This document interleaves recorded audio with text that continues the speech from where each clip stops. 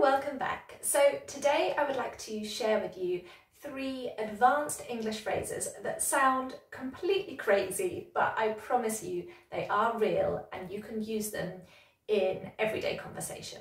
I'm going to give you some example sentences so you can see how to use them in a sentence. So you might want to grab a pen to write those down, and then at the end of the lesson let me know in the comments which one is your favourite or which one sounds the most crazy to you. Are you ready? Let's get started. The first one is wishy-washy, okay? Wishy-washy. And that basically means a bit indecisive, a bit vague, and not really committed to a decision. Let me give you an example so I can show you what I mean. I asked Paul if he was coming on Friday night, but he just gave me some wishy-washy answer, so I'm not really sure. Okay, so you can see in this example, a wishy-washy answer means it was kind of vague and indecisive.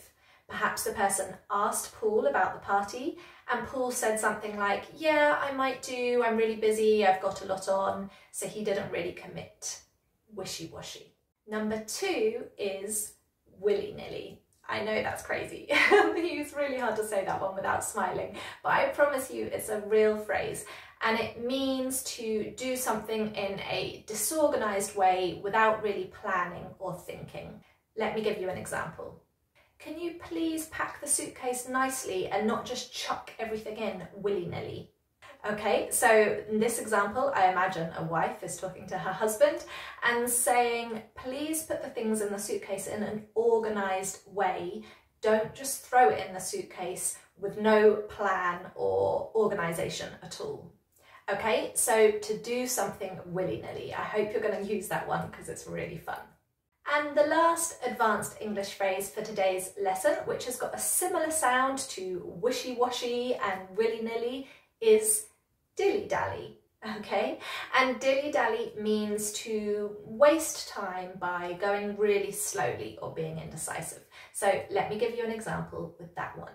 Stop dilly-dallying, we're going to miss our train if you don't hurry up. Okay, so maybe the person is walking slowly or wasting time to stop and look at things and you're like, hurry up, stop dilly-dallying. So there you go, 3 crazy sounding advanced English phrases for you to use in conversation. Don't forget to let me know in the comments which one is your favourite, and I hope you will get a chance to use them soon. Thank you so much for watching this lesson. Don't forget to subscribe if you haven't already, and make sure that you check out some of the other videos on my channel. I will see you in the next lesson.